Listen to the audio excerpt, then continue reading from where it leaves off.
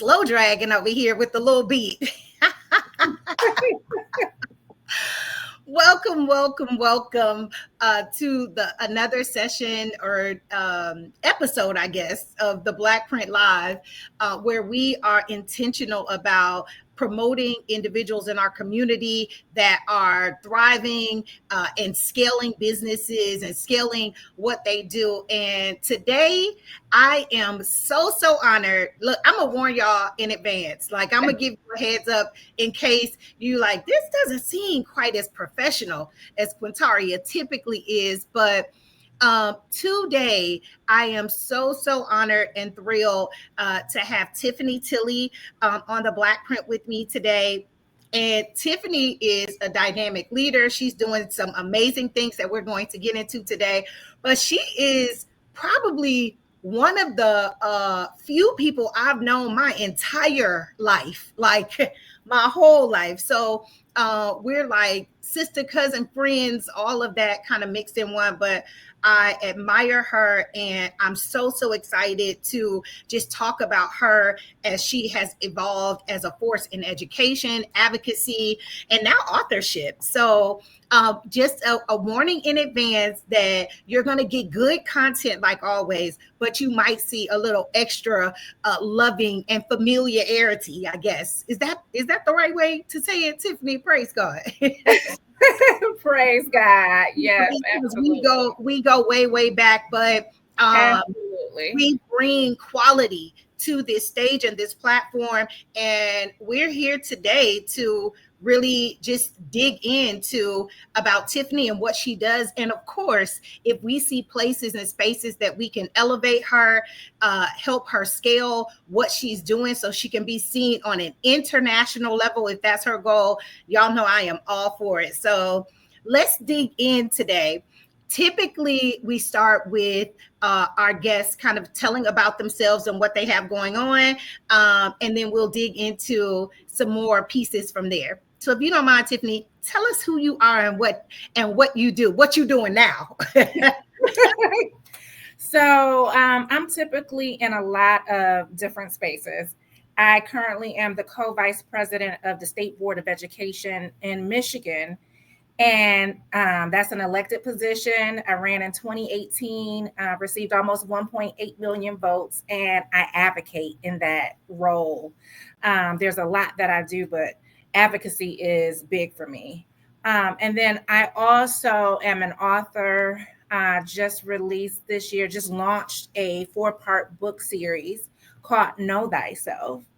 And it's really a very powerful, impactful series that are touching the lives of a lot of people, young and older people. So wanted to, as I went through my healing journey and my healing phases, wanted to put that into a book where people could take their own journey. So at the end of each chapter, you will take activities, you will journal, you will do things that will really help you connect to your personal journey. That's beautiful.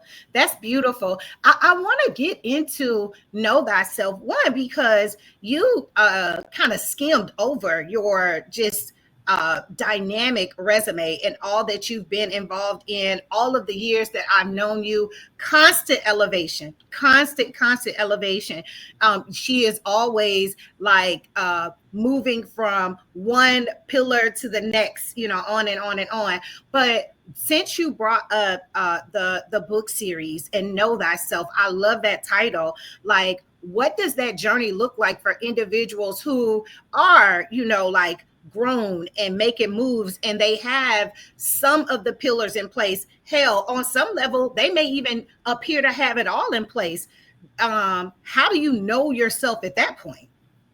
So, each book takes you on a different part of your journey, because we're all on a continuous journey, right?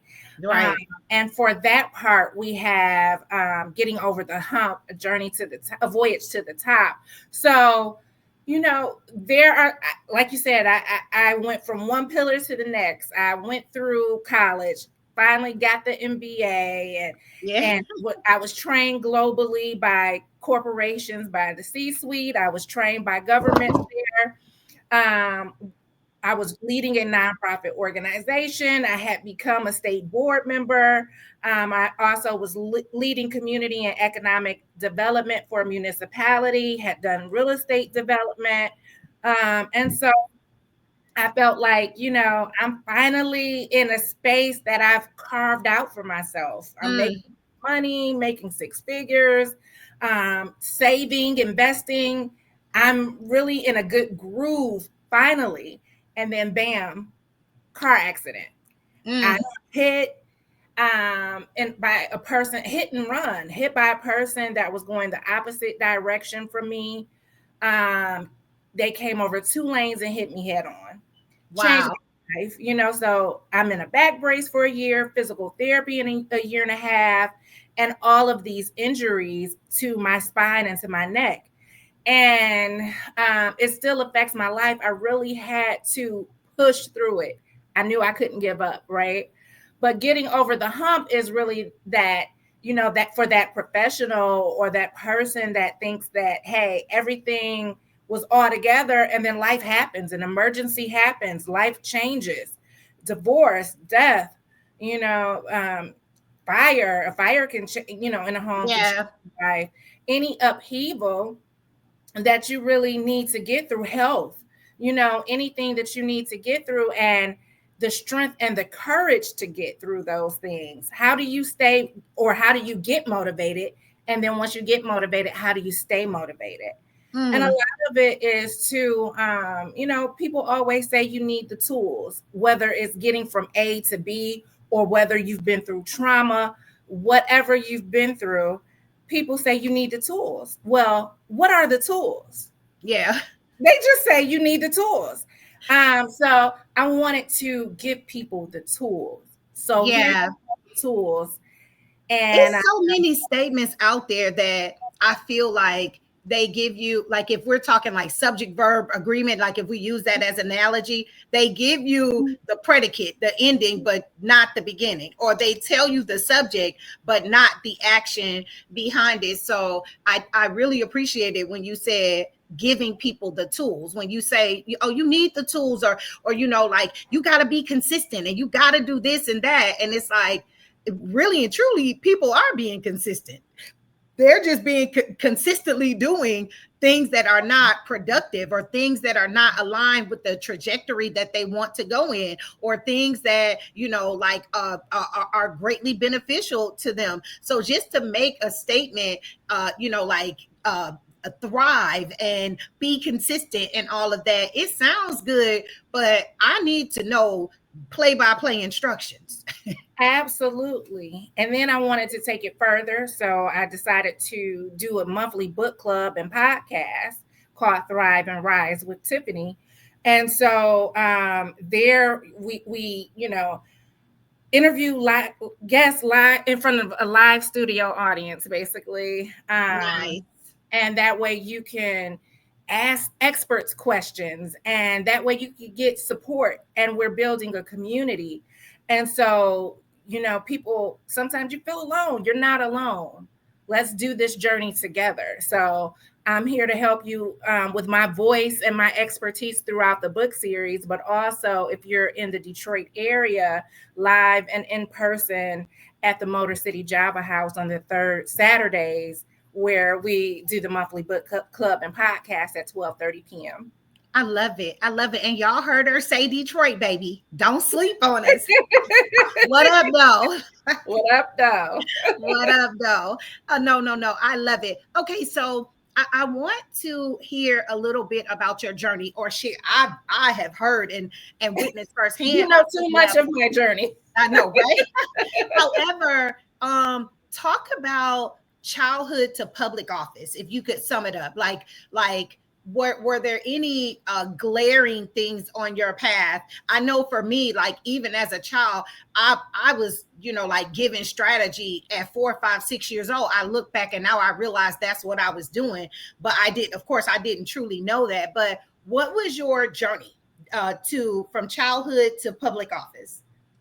As a small child, and my mom fell very ill when I was 10. So Mm-hmm. that was a big upheaval, life changing, and very difficult.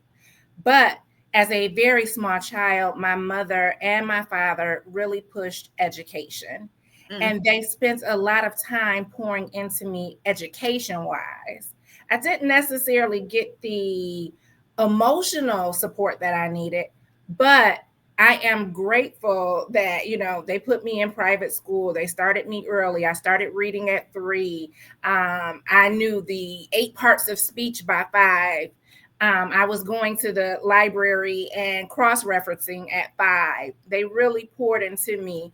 And then my mom was big on games. Games help with strategy, word games and Connect Four and different games that really helped with my cognitive abilities. And so um, I started writing at 6. I'm an author. My first poem was at 6, and I was published at 15. And I had always had a desire for politics and public service. And I felt like I was born in the wrong era. I wanted to be born in the civil rights era and be a part of the movement. And I just thought, I hate that the NAACP is no longer around, which I didn't know as a kid that it was still around. And I didn't know how to get connected or engaged or that anything was still happening because, community activists, we're still around, but I didn't know that. Yeah. So, my dreams as far as that goes. Oh, and then when Dukakis ran for president, I was outside on my grandma's street with a sign that I had handmade yelling at the cars, vote for Dukakis. So back in the 80s. So I ended up going to U of M undergrad, and I was doing really well. And I took a poli-sci class, and the poli-sci class got me so excited. And I was telling my father that, about the class. I had just aced the class, just finished, and I loved it so much. And he at the time was dating and got engaged to the director of elections for the city of Detroit. And so he said, do you want me to ask her if she could get you a job there? And I'm like, yes. And I'm so excited.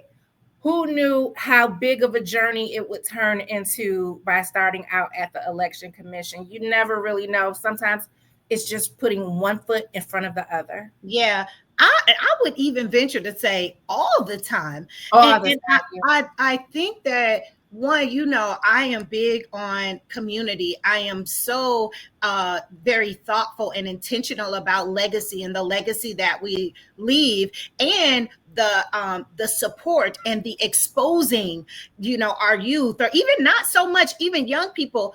I will say this, and we're live, so like y'all can call me out on it if you need to. But if when people ask to shadow me, to follow me, to go to a presentation that I'm doing, to like to help behind the scenes, when people want to know what I am doing or how I do what I do, I'm always open to share. Because even like hearing your story, like that was like your father's fiance is like, you know what, you want to see what she's doing, and it exposed you to your passion, or it even just because I believe that you've always had these characteristics. You've always, like even when we were playing like hide and go seek, like it's like, yo, hide and stop negotiating, please, like, get with it. Can we this is the game here, like, but it is so powerful, and I don't want our community to miss that, exposing our youth and young adults, and even like more mature individuals, to what we're doing and what we have going on. It is such a ripple effect. I tell business owners that I coach all the time, you being in alignment and fulfilling your vision, people are waiting on you. People need you to be in position so that they can get to their position. Absolutely. And, the benefit too of being there, Mama Gloria was such and is such a nurturer. So Mm. she saw different talents in me. And so she, I was in one department, but she said, "Oh, I need your help over here in the communications area. I need you to help in this way. I need you to help in that way." I'm helping produce radio shows. I'm helping make decisions to create billboards. I'm doing ghost writing for the clerk, doing Yeah. speeches. So she just had me everywhere. And on election day, she would have me shadow her, like you said.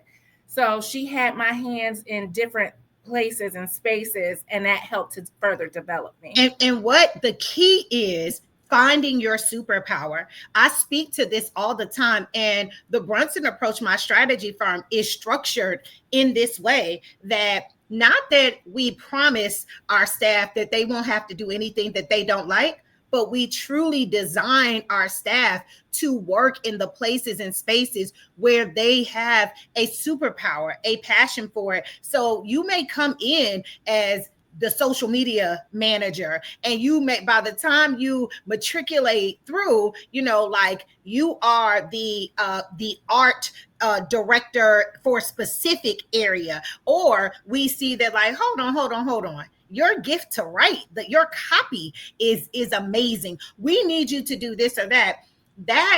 Even though I know that we're speaking of your specific journey, but allowing people to find their superpower, people will volunteer for you, people will stay up late for you, they will wake up early for you, because allowing people to flow in their superpower gives them skin in the game to align with your mission, and to help you get your goals done. Now, I think this is But all. it also empowers them for their purpose as It well. does. And that's what I was about to say. This is a Yeah. great segue for when we allow people to have places where they're learning and they're thriving and they're starting to know what they like, what they don't like, what they excel at. When they start to get, praise and notice for things that they're good at, now they are, like, developing and starting their legacy.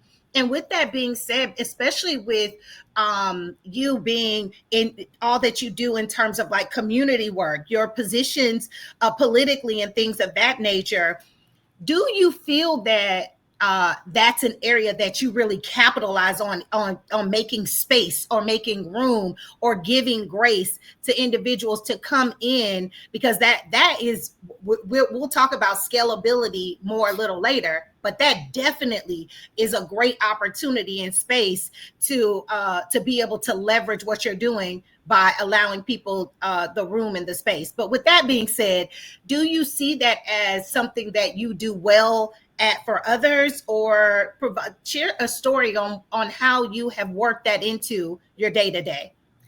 I think coalition building is absolutely necessary and important, especially when you're doing community work. I mean, you have to build coalitions and you have to build relationships.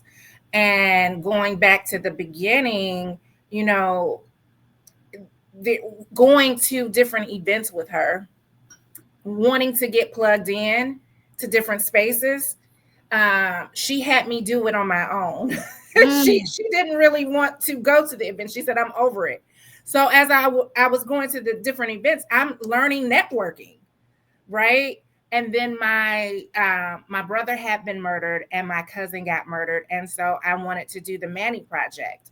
So that was my actual first experience with coalition building, because to get it done, I needed people power, right? Yeah. I had never given an event before, and I had never, I wasn't necessarily the best at even giving a birthday party as a mom. So I really had to learn and grow quickly to give the rally that I wanted to give and the magnitude that I wanted to give it at. So I put together a board basically to get it done. And then we needed to rent the stage from Parks and Recs. And so that costs money. And, I'm a young person. I didn't have money to purchase a stage. Yeah. And so we decided to put together a little booklet for the day of the rally, so ads, and now we have a program booklet. And now we have ads, and we got just enough money to get the stage. And then some of my experiences, I had to bring to the table, like, we need to do a press release. So I was able to do a press release and get it out to the media and get, other assistance for that as well. And then I got a media personality that I had met at, my time at the election commission to be the host. And then other people that I had met along the way were speakers. So I had the NAACP. At this point, I had met with the NAACP and started getting involved. I made sure that I had free tables for nonprofit organizations and different organizations that can bring resources into the community. I gave them free tables. I started out with a few community partners. By the fourth one, we had 15 community partners. Wow.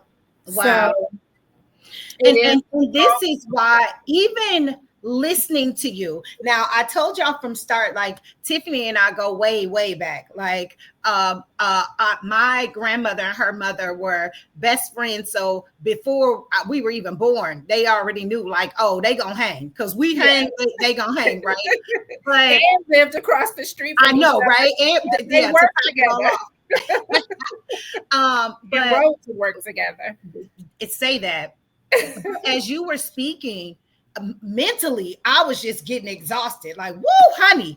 But knowing Tiffany personally, she is someone that knows everyone. And she showed me, going back to learning our superpowers, because I've always been a popular person, especially like as a kid. I was a popular kid, but like voted Miss 1995 and dot.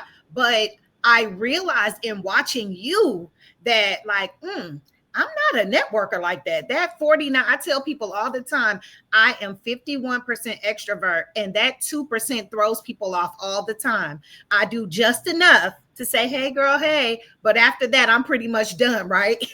But watching the way that you work a room and shake hands for decades, you're always saying, hey, Quintaria, I can connect you with this person, or I know this person or that person. But that let me see, like, oh, that is her space. That is definitely her anointing, because like working a room takes a special set of skills. I feel like, what's that movie when the man is like, I possess a special set of skills or whatever. But and it's funny because I am such a big introvert. You were popular and you were extroverted, and I would be sitting in the room with you. Or people thought I was. I just talked to the people I knew for the most part. Right, like, right. And because so many people knew me, that masked the fact that even now I tell people I can speak to thousands. Put me on stage, I'll speak to thousands. But you put me in a room, and you probably can recognize this now. Put me in a room with 20 people I don't know, I'm probably not introducing myself to any of them like that.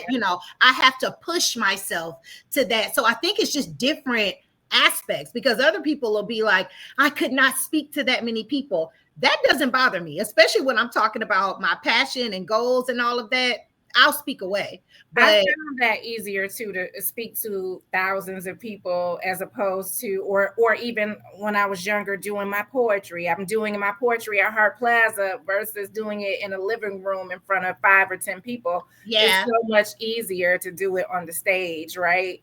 But I was way more introverted as a kid, I want to say. Yeah. And I had made a decision. I'm still a big introvert, but I made a decision in order to reach my goals. I had to network. I had to come out of my shell. And sometimes I still go back in depending on what's going in my life, on in my life. And so I have to come back out of my shell again. And, because my mission is to help people. So if I'm going to help people, I have to engage with people. And in order to help those people, I have to engage with others that can help me to help those people. Yeah. So. Yeah. No, and I love that. One of the things that we definitely, because the topic is scaling all of this, right? So do you have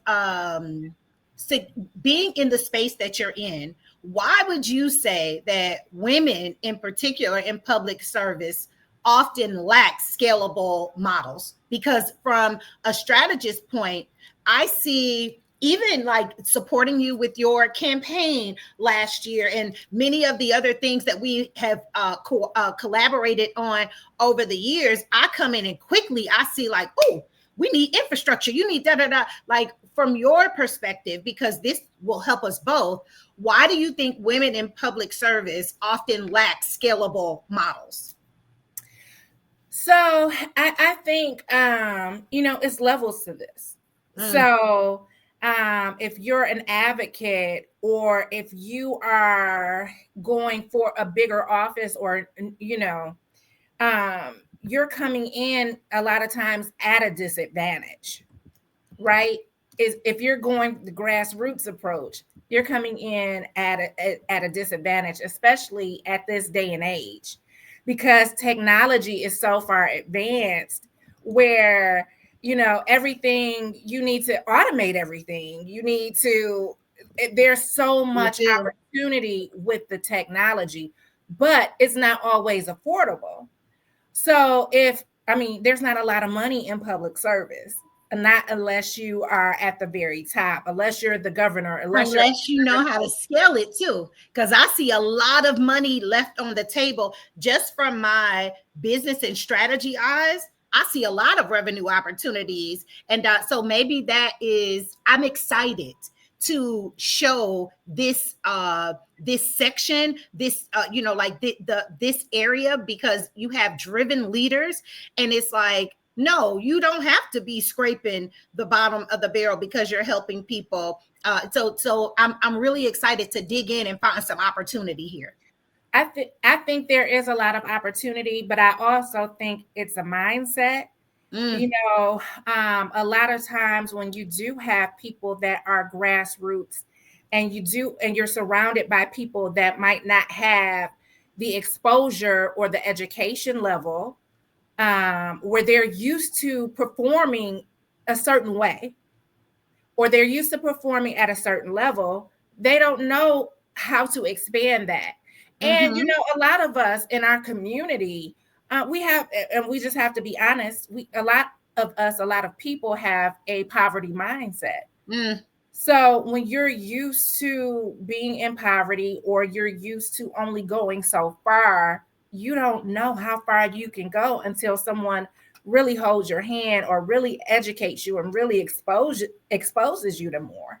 Yeah, I have 2 points. One, I will say that there is, I appreciate the differences in people.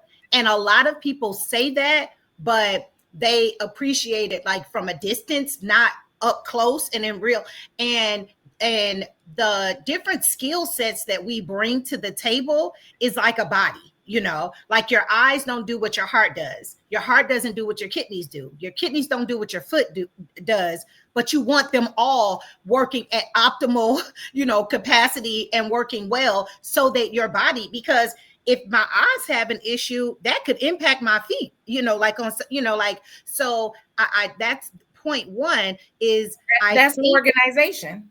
Thank That, you. yeah. Thank you. Exactly. But I think that what happens is if you are naturally a networker and a community organizer, you tend to attract people who have that same similar charisma, that same they have that they have the same traits or whatever, when you probably need a strategist as well, or like, and I think that I that our community should do a better job of making sure that we are structuring our community efforts and our businesses like a body. I don't need 100 sets of eyes, period.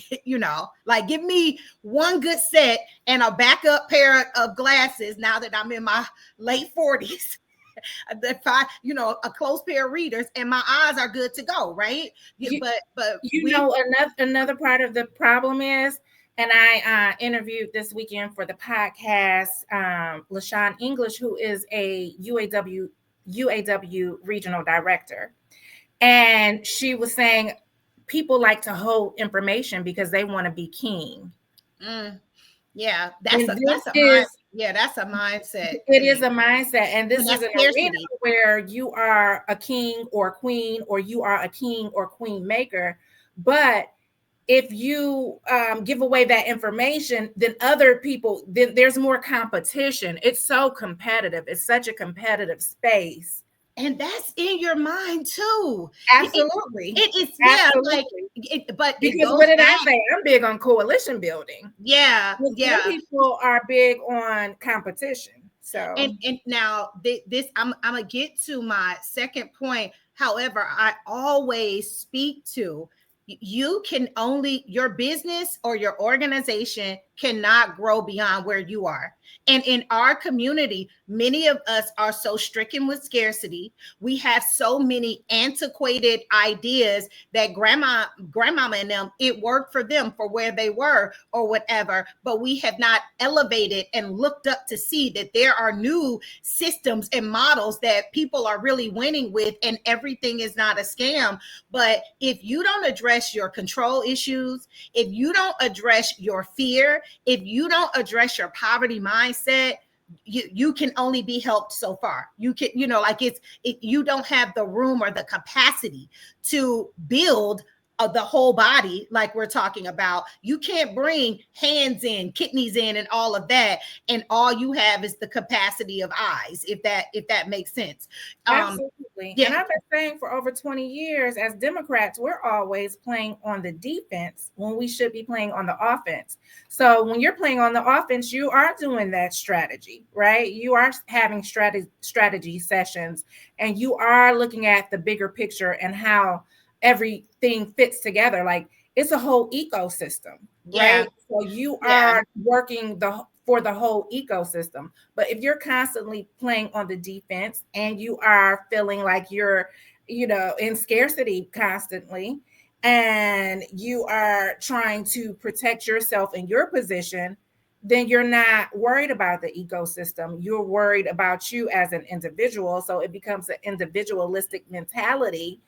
And then there are times when we could pull it together for different things that we're fighting for, but on that day to day, it's more individualistic as opposed Yeah. to communal. And I definitely have had experiences in that arena, because growing up in a heavily democratic environment, and almost all of my family are, and you know that I no longer identify with some of the ideals, but that broadened my mind in such a way, especially to be in spaces where everyone around you assumes, or they assume everyone thinks a certain type of way, and you have to really have a level of tolerance and discipline and just decorum on how to maneuver and move through that, and get, at least for me, to learn how to get that, well, I kind of disagree with that, or not. But that, I think, has helped me help, and it's probably the way that I'm built as well too. But that alone is one of the key things that allows me to see from a 30,000. I have the ability to see from a 30,000 viewpoint, and quickly go in to a microscopic, like as needed, back and forth. And like you mentioned in what you just said, a lot of people are stuck with however they see, if it's 2020, that's all they got for you. They can't zoom in, zoom out. Their hands are always up or balled up, ready to fight, and you can't really you can't receive opportunities that may be, or I won't even say it that way. I'll say that what I've realized is sometimes people block an idea before they even hear it out, because it is unfamiliar to what they are, have experienced, or what they It's think will work. it's psychological inertia. And then what you also described is a trauma response. People Mm, are in fight or flight. And a lot of people in their personal lives have gone through trauma. They are in fight or flight. And they bring that to the spaces that they work in, the spaces that they organize in, yeah. and whether they know it or not, whether they realize it or not.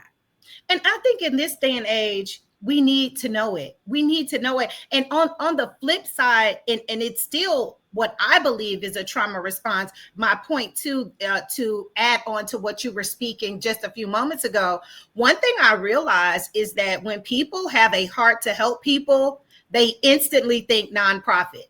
And nonprofit, for many people who say they want a nonprofit, when I peel back their idea they really don't want a nonprofit. More often than not, what I'm realizing is many of them want to do like a co-op or some level of a coalition, but they think help means struggle. Help means nonprofit. And quite frankly, I sit on a many of boards.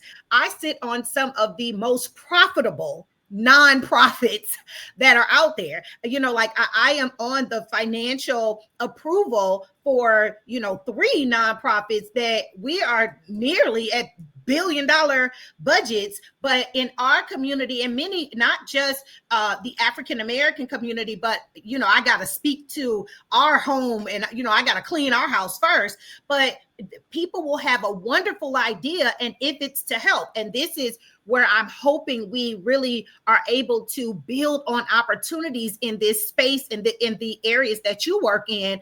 Nonprofit does not mean struggle. If you are able to unlearn to relearn a new way, but people believe that if they want to help, you can't ask for a check for that. And baby, that is not the case. It's good to be altruistic, right? And I've definitely been that, but I've also had to learn the business side, and having a business degree helps with that, right? But there's a lot of people that still think, oh, if you're working a position, you're only supposed to make $50,000 a year. What does $50,000 a year buy you nowadays? Because inflation is so high. I think it's about being impactful. So how can I be impactful in the lives of others and still be true to myself and true to my community, but still be impactful for myself and my family? Yeah. So a lot of people become greedy, in this arena, or that's the thought, right? Politicians are greedy. Politicians are stealing. Politicians, you have some people, and sometimes you have people doing that because they are getting $50,000 a year in their or less, and are struggling, right? Yeah. But you can absolutely make 6 figures, live an honest life, be honest as a community advocate, Operate in integrity. Operate in integrity, and still live a good lifestyle. Yeah. Like you said, creating systems, having tools, and monopolizing on your systems and your tools and your network. Yeah. So you can do both. You don't have to be one or the other. And I think a lot of times we feel like we have to be one or the other. And going back to, like you said, about being so territorial and worrying that someone with a new idea is going to steal your spotlight, or your competitive nature it's oftentimes your downfall. There's healthy competition for sure, but when one of the things that frustrates me about spaces where it's community supposed to be community centered or focused, and I say this knowing that I myself am a community leader and I appreciate it, but oftentimes their systems and the way that they do things are backwards and antiquated. And when you come in with a real solution, like, hey, we don't have to walk door to door to pass out 10,000 fires anymore. There is this app or this software, or or you could do it there. Oftentimes I find that they're so married to how it was done 50, even 100 years ago. And I am not exaggerating. Some of the ways that they're still it's like nobody does that anymore. Like you can, I think too, how comfortable is someone with technology? So I think it's part of that. And then part of it is, some things have been tried and true. So we've been doing it a certain way all of this time. And then sometimes when we step off course and we try something new, what happens? We bump our heads. And then, that's disappointing because now it costs you an election when you bump your head. Right. So, but failure is just lessons, right? So It it's is. taking those It lessons it and is. moving forward. Because are we winning though? Like, like, and I definitely get it. I am definitely one that, like, if it ain't broke, don't fix it, but check on it. Just because it wasn't broke in 2020 does not mean that it is still operating perfectly now. That's just like your car. If I put gas in my car last week, I can't check off gas in the car for the rest of the time I own the car. Like, so I, checking on, yeah, and checking it's on, being I'm innovative listening. too. Like we have to Yeah, continue to be innovative. We have to yeah, continue to keep up with the times. I mean, even with the business, if you don't keep up with the times, you have to look how people are changing, environments are changing, and you have to be able to pivot, you know. yeah, So if a business doesn't pivot, then it goes out of business, right? yeah, yeah. And So I want this community to really, at least, even in small steps, learn to truly monetize their message, monetize your message, charge for speaking, licensing opportunities. Tiffany, I am sickened the amount of community leaders, people who are doing community work, people who have nonprofits, who leave like whole systems that they've developed, and it has a huge licensing, even franchise possibilities, but they believe because they're a nonprofit, there's no ownership ability there or whatever. Package something once, and anything that you package once and you're teaching it repeatedly, it is money there. Like digital products and all of those type of things are so many ways just to bring in mild passive income. We're not even doing a full deep dive. One thing I'll challenge this community, of people who are helpers and advocates and things of that nature, is really, you can still help without having a nonprofit. Not that nonprofits are wrong, but from being a tax expert, most people don't benefit from a nonprofit, the entity structure of it, unless they're a church or they're directly working with the government to help or provide, like a school or something like that, some type of service. Many people would probably do better with like what I have created for myself, that has blown, when I say it has taken me, it's added a couple of zeros in just, like a few months, just on what I'll be able to save from a tax perspective. But it's a 508c1a, like the MBA and things of that nature. It is so many other ways that we can establish things, but people feel that it's this cookie cutter way that you're supposed to do it, and it compromises their personal wealth. You compromise your personal wealth, even your personal voice, all because you, and not, again, not beating up nonprofits, but just making sure that your business structure actually, the model will work for you and for your mission. Like I said, we can do, Uber does great things for the community, Walmart does great things for the community, but they're not, like nonprofit, and even nonprofit owners that I speak to, their number one, when I say, okay, so where are we getting revenue from? Where? Donations. Donations is supposed to be the icing on the cake. If your business model, and I don't care what platform it is, if your business model, your number one revenue generation is donation, you don't have a business model. Like you got a begging stream. And in this day and age, like you mentioned before, with inflation and all of the other perils and concerns that are at the forefront of many Americans' minds, people are not giving like that. So that is not a winning strategy. I think it depends on the infrastructure that's set up at the nonprofit. Do you have a strong business development arm?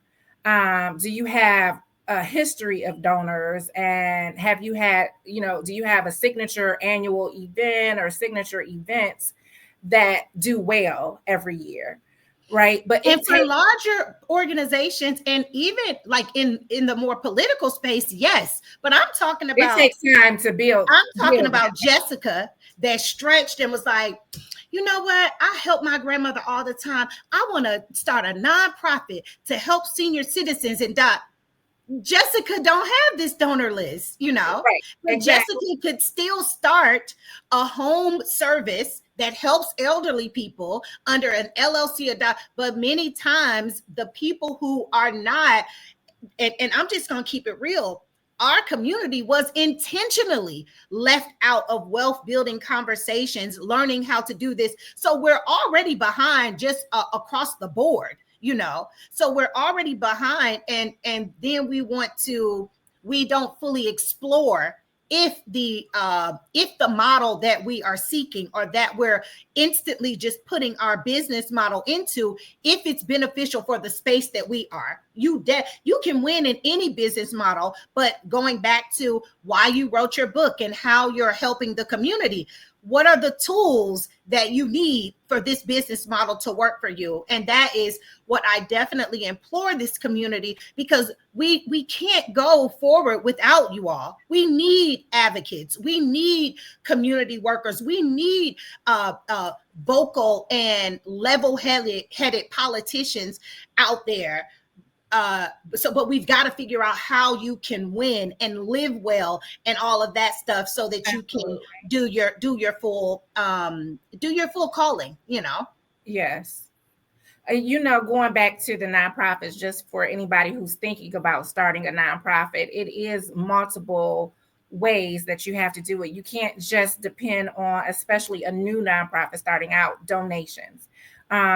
You definitely have to have a strong board of directors to do, and volunteers to do fundraisers, but membership.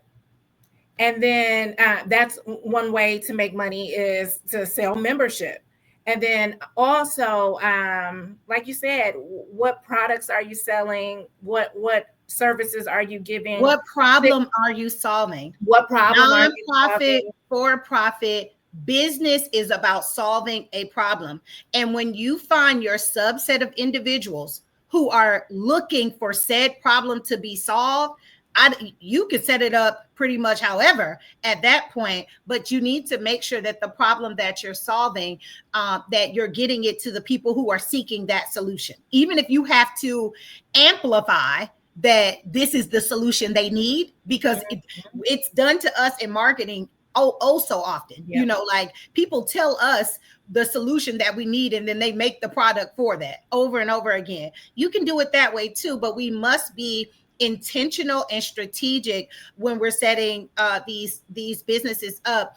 And even going back to, because I truly want us to win. The more I learn and the more that I elevate, I am like physically sick at times seeing people struggle unnecessarily. But I do realize, and I think about even for my own journey, sometimes people just have to push through. So like you said, some people just gonna bump their head on the wall, and that's that. But after you like put some ice on it and it goes down, holla at me, because I definitely would still love to support you. But I really wanted to speak to us being our worst enemy at times, like one other thing, one other avenue is grant funds. And I think that's important to speak about right now, because we see what's going on with so many federal cuts. It's happening on the federal level, it's affecting the state level, and it's affecting the nonprofit world as well as the education world, which of course I'm a big part of. So we are, even in that arena, we're going to have to rethink how we do things. Yes, but don't fret. Billionaires are made in times like this because it's opportunity. It is opportunity. Sometimes God has to pull that manna that we just been waiting on, and she wrote books about that too, whole organizations, but sometimes God has to dry that manna up so that we can look around and be like, I am sitting in paradise. I've been sitting here waiting on the manna from heaven to come, and it's nothing wrong with that. But I feel like we allow that season of manna to last forever, or to think that it is supposed to last forever, when we are often in a paradise, even if we have to close our eyes because physically we may not see it, but it is opportunity all around us. It And like preaches a I always say, paradigm shift. oh It, yeah, yeah. think And like a even like CEO, when, move like a CEO, see things like a CEO, find a problem that you have or that you can create a solution for and run with it. yeah, and even like in '08 when we saw the housing market crash, people that were liquid, you know, they became very successful during that Mm-hmm. time. We had people that lost a lot of money. We went into a depression, even though they didn't want to say that, it was a recession, but it definitely got to a point of a depression, economy wise. But there are times like that when, like you said, billionaires are made. The Yeah, problem is we have to be ready. you do.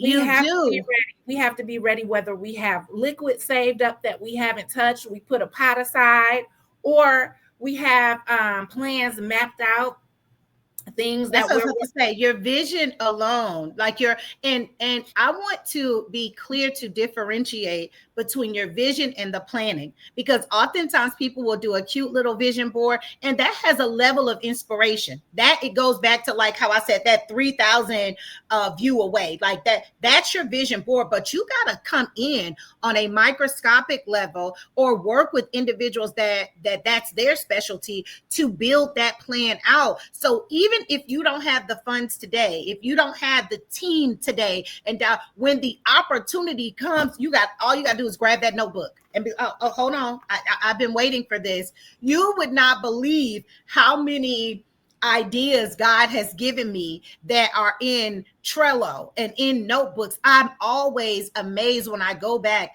to old notebooks and things of that nature, like, oh, boom, like, let me get back on this. Or I'm working on 50%. I'm like, man, I wrote this back in 2014. Like, let me hop back on this. And, like, so we do need to be ready for the when the opportunity comes, and not and not think that we can get ready, like we need to be ready as best we can, so that we can take advantage of these opportunities. And also, more importantly, just from a humanitarian point of view, people need you. People need what you do, Tiffany. People need people like you. People need people to speak up for them. Even knowing you personally and just seeing your personal transformation and growth with how you have elevated your voice, how you use your voice now, as opposed to, like what you did or didn't say when you were younger, or even in other spaces now. Like the world is waiting on us to cultivate ourselves, to do what Tiffany's book and her book series is, the really to know ourselves. The more authentically I become Quintaria, it Yeah. is so, honey, it is a flow. I've been speaking all of this year about the flow that I'm in, and it is truly like a godly flow. Like Nipsey Amen. Hussle stated, like, you can either fight with the rocks or roll with the river. Rolling with the river, baby, it's nothing like it. Now, on occasion, you might see a snake in the stream. You might see, like, it might be some canoe people getting too close or whatever. Things happen, but being in that flow, I am able to bless more individuals in the flow of being authentically myself, learning myself, knowing where, like, oh, this looks like something that I might need to work on, or something I need to delegate to somebody else who is better at it, because that ain't my ministry. I have no problem with bringing, like, I don't even know my calendar half the time. Like, oh, I don't do that. You got to ask her. Like, But what you do is so needed as well, Mm. because you can't do it alone. I said the other day, even a pastor needs a pastor, even a coach needs a coach. And if you So don't have one, I'm worried about you. How is you you coaching and need you ain't got a coach? you need mentors, you need Yeah. other people, in your network that can see where your blind spots are, that can help you get to the next level, or even give you reminders. And then it depends on what level you're at. Some people need it all, really. They need that business plan, they need that strategy. Mm-hmm. They need someone that can help shape things for them. And that's what you do, and that's what you give and bring to the table. And it helps, look at all of the different enterprises that we can do, and all of the things that we can be, not just in the political space, but also in the entrepreneurship space, which is Yeah. so needed, especially in minority communities. And not even can be. Our community has been it before. Yeah. This is for me, and not to get, like, not to get super spiritual, Quintaria, but it ain't too far away. Like, she ain't too far away. But remember, we've done this before. I don't know We about keep y'all. doing it. We keep doing it, but unfortunately, we have to keep starting over because we don't really have generational wealth collectively. There are Yeah. different families in the Black community, but collectively, and so I'm speaking collectively, I didn't grow up in the typical Black experience of what people think is the typical Black experience of Yeah. being poor or whatever, or having generational poverty. That's not my experience. But the typical experience of, you know, a lack of resources, and we've had so many systemic barriers holding us back as a whole. So yes, we do have some wonderful and powerful entrepreneurs. We have billionaires, we have millionaires in the African American community, but for the average everyday person that may have come up in generational poverty, that doesn't know the next steps, that doesn't know how to network, that doesn't have the exposure, but they have a dream, they have a vision, and they need it to be cultivated. For those young minds that don't have that access, right? They need that. And even like I said, it depends on what level. Entrepreneurs that are successful, how do you get to the next level? How do you scale? Is it time to scale? Yeah. And making sure that there's controlled growth. People don't always understand controlled growth, or understand how to make changes in different environments. Sometimes Yeah. you go in an environment and try to make fast changes, it won't work because of that psychological inertia, because people need to buy into the idea, and you Yeah. need to have time to have people to buy. So people need to understand change management. So your role is very important. Thank you. And I appreciate everything that you said. I was even speaking just on a baseline, wherever we are as a community, just supporting one another wherever we are. Because even now, I am in spaces where there's none of us, and I learn what I need to learn there. And then I come back to spaces where my people are, and I am loving on them. I am, like, showing them, like, next steps for wherever they are, for what I have learned or whatever. We none of us, we know that it was intentional for us to be held back, but that is not those uh the binding things that had a few generations ago, and not to, like, hell, our mamas and grandmamas, for real, like, many of those things are removed in such a way that it's just a matter of us working on our own our mindset, and knowing that wherever you are, there are individuals who will support you. Don't, like, don't count yourself out, and think that, well, and that's what, going back to what I said about, if someone asks to shadow me, or I want to know more about what you do, hands down.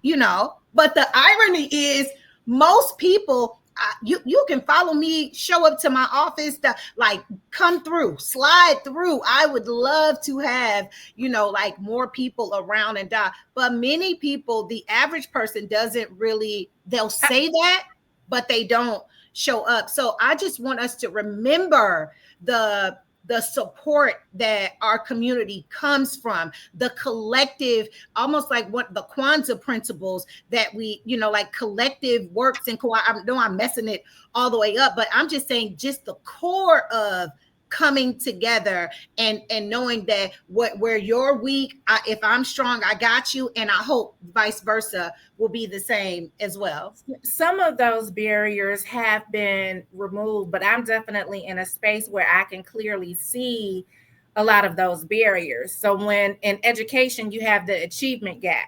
So when a person from the urban area, student from the urban area is graduating, they're 4 years behind their counterparts in the suburbs. Yeah. That's a barrier. When you have gentrification, when you have an African-American neighborhood and they start to develop it and Caucasians move in and minorities are pushed out, that's a barrier. There is, but I guess my point is we don't have legal, like it's not legally sanctioned anymore. To get through the residue, we still have equity issues. So if I can't read and write at a certain level, then yeah, it may be legal for me to do some things, but I don't even understand the law, or my education level is it safe at that point? Even it's legal, so it's safe if I can read. We still need resources. So I just wanted to make sure that's clear. And on so many levels, if it was equal or equitable, then it wouldn't be so hard for an African American woman to raise in comparison to my Caucasian counterparts that can raise when we're running for office. I hear the same thing with my tech clients as well too. That we have challenges, and that's why these conversations and opportunities to amplify the work that you do, the work that I do, is so necessary. Because but for centuries, with the challenges stacked against us, we still have figured out how to win. We are an amazingly unique group of individuals. We have a culture that is so resilient that we can win, even with these barriers, like against us or whatever. But that's why you need to be on post on your mountain, looking to see what you need to. I'm on my mountain telling you, like, hey, we got troops coming in from here, from the left, at what you got going on. And we truly need a more community where you respect and operating in integrity, of course, but you respect and understand that I am bringing value for my superpower. There are things that I've given you plenty of kudos. You got all that. You keep networking and doing what you do in that space. But we need all of it. And we need to empower people, not just to be entrepreneurs, but we need educators so we can help get rid of disparity. So we need to continue to develop more educators. We need more of us in the health sciences, right? I have a focus on health and wellness and public health, but from a larger standpoint, I mean, that space, as well as doctors and nurses, because there are a lot of health disparities. Yeah. We need more of us and I have a real estate license, but we need more of us in different spaces so that we can continue to get rid of these disparities and break down barriers. Definitely. And educate folks and open up the door for people. Open up the door for people and have, more people at the table, invite more people to the table. Yeah. One of the things for my strategy firm, the Brunson approach, is we speak to the 4 pillars, and our 4th pillar, and not necessarily because of order, is a winning mindset and a seat at decision-making tables. Positioning real estate effectively, mastering assets, and learning how to scale your wealth and all of that, purchasing and scaling businesses. That's all cool. But if you are not, or you don't have representation like Tiffany Tilley, or certain areas where I sit on boards or whatever, if you don't have a seat or someone that you trust at that has a seat at these decision making tables, it makes our efforts, I don't want to say it invalidates them, because I don't believe it truly nullifies them, but it definitely makes a difference when we are in these positions. When you have a nurse that can identify with you, when you have a dentist that knows that my gums may not look like my Caucasian patients' gums may look like, and so on and so on. So we have to focus on our mindset. And I think we brought that up many a times. Understand and know our limiting beliefs. Connect with Tiffany. Sounds like she's doing amazing things with knowing thyself, learning yourself, realizing what blockage or what things are limiting you from being the most authentic version that you're supposed to be. Because in the space, when you get in that flow, like I mentioned earlier, we all win. We all win, but we must be real about our shortcomings, be real about areas that we need to work on, so that we can be a true blessing to others. And like you mentioned, and I'm just reiterating, having a seat at decision making tables. And when I added that pillar, I was a little like, I don't know if I should, like, if that makes sense, but I couldn't not add it because it is so critical. You can be doing all the right things as an entrepreneur, but if it's only blessing me and my family, what's the point? Like, how far can my little tribe go if everyone else around me is still struggling? So yeah. Absolutely. Yeah. This has been a great conversation. I'm glad we didn't get as friendly as I thought we may. So, but we friends for real. We friends in real life. But and we have these types of conversations on the phone, we do all the time. So yeah. Yeah, we do. I thank you for coming on this platform. It is about you, so I really want you to close out with whatever you want to, like, whatever you feel will be the greatest contribution to our community at this point, and also how to connect with you. It'll be wherever these platforms are. My team will make sure that we reshare everything as always, but I want to give you an opportunity to close out and make sure that you're heard and people connect with you and all of that good stuff. I feel like a lot of times we are in our respective spaces and we are pouring into each other, or we're pouring into others, but we're not pouring into ourselves. And so I'm really focused on, as I pour, not pouring from an empty cup, teaching others not to pour from an empty cup, and going back, and because sometimes some of us are like the bag ladies, and I don't care what community you're from. I don't care if it's a minority or Caucasian community.